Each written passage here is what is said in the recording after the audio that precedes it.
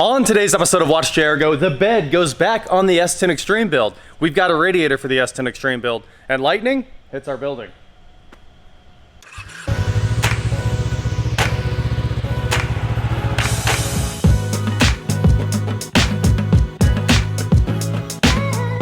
What is going on, guys? I'm Watch JR Go, and like I said, for the past, you guys have seen weeks and weeks, we have had insane thunderstorms and lightning storms every single day. And then one of my lights quit working yesterday. So we came back, it was working fine last night. We had the whole row off for a while and, it was turning on, everything was working out just wonderfully. And then we came back today and it's doing this, and there's a huge black spot in the center of it. Take a look at that. That light literally blew up inside. No big deal. I feel like it just added a little bit of character to the shop. Now we got some extra party lights in front of the party lights.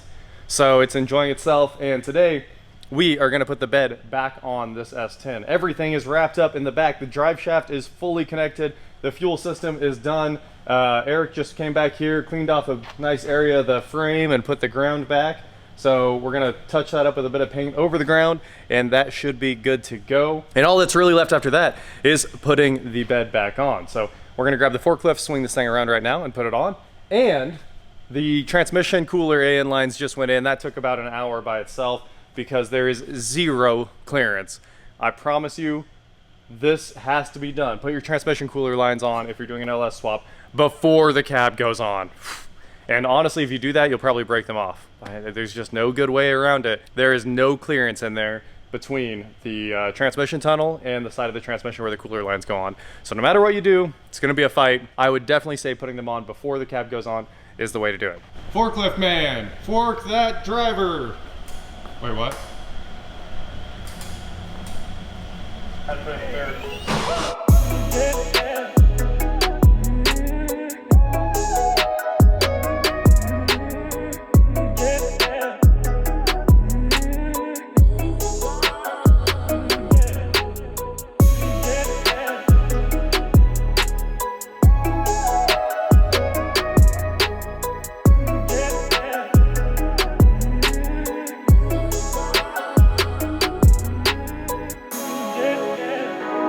I'm in the bed, and a couple seconds from now it'll be installed on the S10. Eric's driving, or he's in prison, no one knows. Certified forklift prison driver. Certified prison. All right, just don't hit the black car, everything else is fair game. I don't care about the rest. What was that noise? Don't worry about it. Don't worry about what happened to that. Look at that. You just straight and hard. Hard turn and you're in. All right, once you get in a little bit, I'm gonna have to deal with the fuel filter. That is the first time you've been able to see this wall in this shop for a very long time. So we went ahead and pushed the S10 over to the lift because we were coming down to the end game here where I need to go up and down a bunch. I need to put the bolts in the bed. We gotta start putting the front end together. So we figured we better get this thing on a lift. So Eric and I just pushed this over here, and let me tell you how good it looks with a bed on it. So much better. We're gonna do some touch up on the bed liners. We haven't pulled these off yet. Obviously all the body parts went to paint today. We got the bed on, we've got it lined up. It's not pinned or anything like that, so you have to get the alignment all figured out by yourself. Then you need something kind of like this so you can shoot those bed bolts back in, but it is no big deal once you have it all set up. Let's see, we're on 3. We are gonna put this thing on send it mode to put the bed in, so just like that. Let me run around this bed and hit all these. They actually have access holes in them, which is very nice. And in a couple of minutes, I'll have this together and we can start putting our fender liners on that I just drug over here. So hopefully by the end of the day, the wiring is where it belongs and we've got the front end going together. The wiring is one of the critical things before the front end goes together because I need access to everything.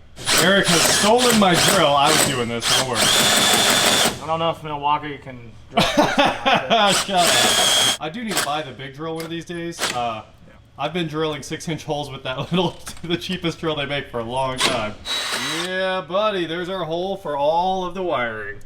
I'm gonna clean that up real quick with a little sandpaper, and we'll start throwing our wires in there. All right, we took a quick break from the S10, just a 5-minute break to yank the factory taillights out of Kyle's Toyota 4Runner here and install his new Apex or Alpha Rex Lux Alpha Rex Lux. Hey, taillights. Smoked ribs.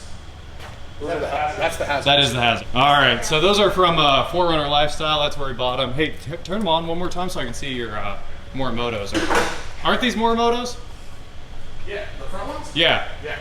So of course everyone knows Morimoto's the most baller brand in headlights. They're always like $1,000 to $1,500, and these have a super cool animation. There we go. Oh yeah. Wait, this one again. Anyway, just the simple touches to make your 4Runner look super cool. I told Kyle we didn't have time to do this, but he said... Two bolts, that's all. He said, yes, you do. I was going to sit here and do it. I just don't have tools. I figured I could do it in 3 seconds, or you could do it. Yeah, but he can't be a big kid unless he does it on his own. Okay, we got our hole drilled and all of the wiring to the Terminator is in here. Obviously there's a lot of wiring to go, but here's our fuel pump relay, here's our transmission control relay, transmission wiring, the main wires to the Terminator, and of course power for the Terminator. The Terminator is right there where the airbag used to sit, which is a convenient location. I'm super excited about. I'm gonna take some little aluminum spacers and we're gonna make that thing sit right there so you can see the status lights all the time. And of course, we are gonna hide the LCD over there in the main cluster, or I don't know, right here even. Kind of wherever we feel like putting the little LCD. That was a lot of progress getting that hole drilled. Eric's putting the brake booster back in right now. And you can see, I made a nice little grommet for our giant hole and routed everything through there. So now I need to hook everything up and get final placements, get ready to put the intake on, hook up all of our vacuum lines as soon as that brake booster's in. And I mean, we're about ready to start this thing. So get excited.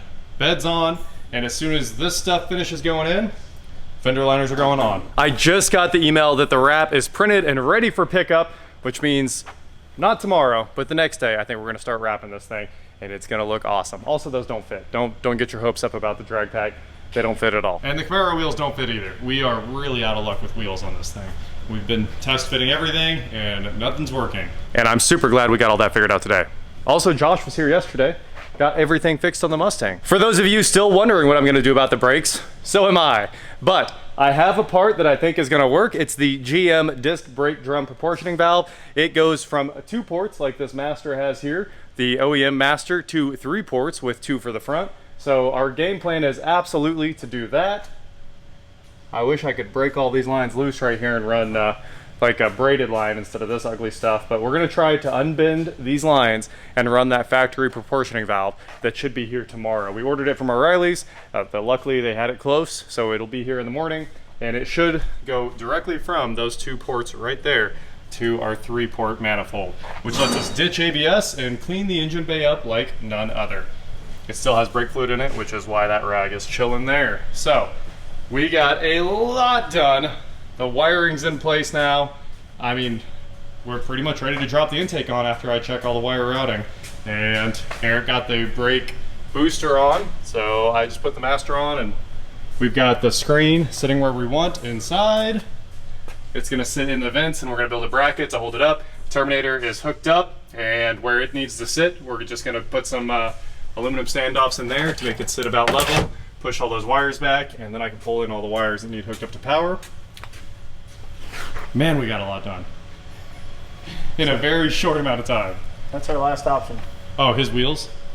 Steel Casey's wheels.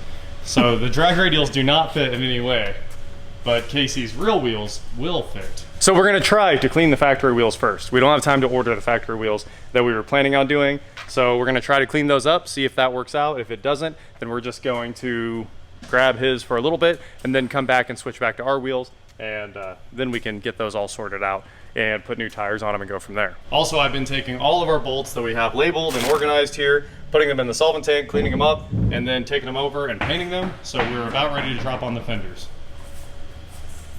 Wheelman.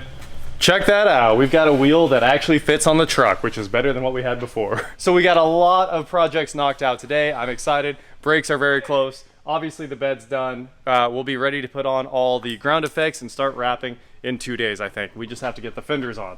Fenders are the next big project. So that is it for today, guys. Thank you so much for watching. Don't forget to head on over to shop.watchjargo.com for cool shirts, not like this. And please like, share, subscribe, do whatever you want to do. And I will talk to you next time. I was gonna make a whole video out of starting it. Yeah, we have. All right, Jared has been over here grinding away because he's the points man. Oh, did you just make yourself a good ground? Is that what happened? Yeah, that's what happened. All right, it looks like you made the old vice grip ground. So sparks continuous over there. All right, that's enough. Sparks gone. Oh, I had it. You did have it. You 1000% did have it. This thing's flaky, dude. It always sparks like 3 times and then quits on us. It is just bad grounds, huh? I thought it was more like Just a little. You lost it. Keep wiggling. Oh, there it tried to start. What are you doing? Oh. Just no. ground in the back. So I just need to put a ground strap from the engine to the condenser to the battery, and then we're good. I'll make some big nasty grounds. Still nothing, even with a real ground.